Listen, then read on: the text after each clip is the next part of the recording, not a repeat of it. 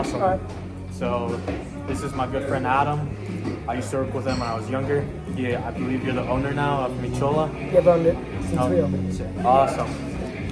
So I just wanted to talk to you a little bit about your business, how it's been so successful in the last couple of years, and how you what you did during the pandemic to make it, to keep going through that, because it was hard on a bunch of businesses. Pandemic was interesting. It was every day the game was different. Every day we came in and the staff was like, what are the rules today? It was constantly changing. It was a nightmare. But only way we got through it was my staff. The staff was just willing to adapt. And every day when I came in, we're like, well, we got to do this. We can't do this. We can't do that. We can't do this. And because the staff was ready to do it, we did it. The community is the reason why we survived. I can't believe people were outside eating in the snow on a table on the sidewalk. So that's it. Like the love and passion of this community, and then just my team being able to adapt. Awesome. And then for how much do you pay in rent a month? A lot. A lot. Yeah. And then would you say you have any competition around you, every restaurant's competition, but for me it's not.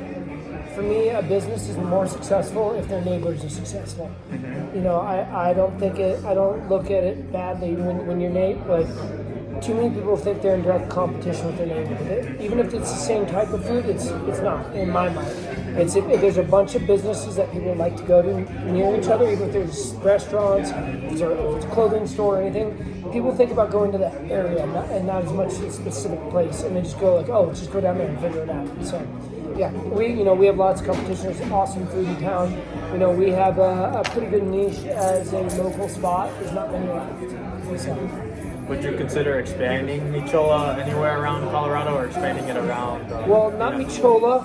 I own it with multiple different partners, but I just opened a second restaurant in Carbondale called the Raza. Oh, awesome. So, and that's Chef Rigo from here, and then Rigoberto Vasquez, and then Jordan White and Brad Smith from the other one. Awesome.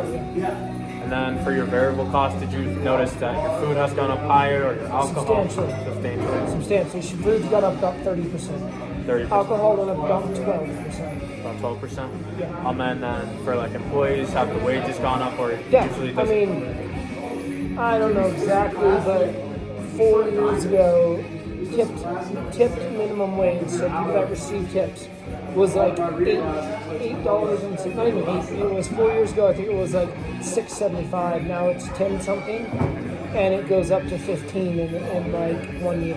So it's insane. It's going to make it really, really hard because I get where they're coming from with the tipped minimum wage going up in other places, but. The tipped employees, at least in this town, make more money than you can pay most managers. It's insane. And then for us to pay them on top of that, and a lot of money, $10 doesn't sound like a lot, but when servers on Fridays and Saturday nights are leaving with $600. It's pay them $10 an hour on top of that is rough. Awesome. And then typically, what do you look for an employee when they apply for a job here? Personality. Personality? 100%. You can teach anyone how to wait tables. There is the variable of there's people that get it and don't get it. Some people just don't have the multitasking ability and the sense of urgency and the ability to track several things going on at once. But that's just people have it or don't. If some people that we can teach the people that have it how to wait tables.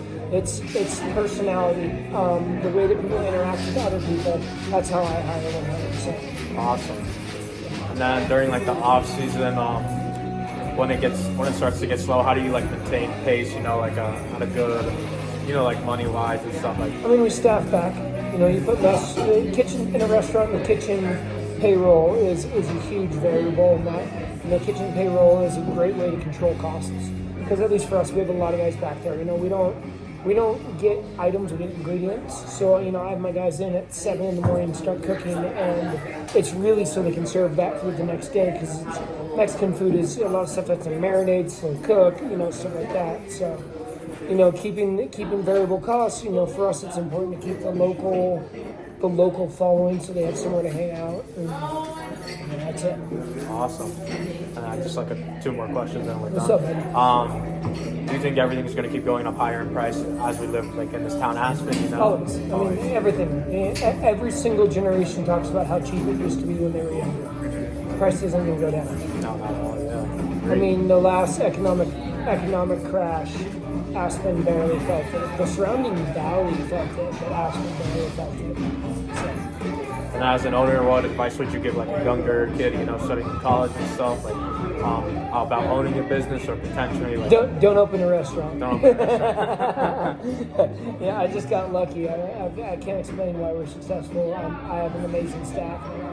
That's it. Yeah, 'cause, You know, it's hustle. It's learn. You know, if you're gonna open a business, learn every single aspect of that business. Don't be like, well, I'm the owner. I don't know that. That's, you know, I think what's helped with success and hopefully the success of my moving forward businesses is that my business partners, we've done everything in the restaurant industry. So we understand what every single job needs.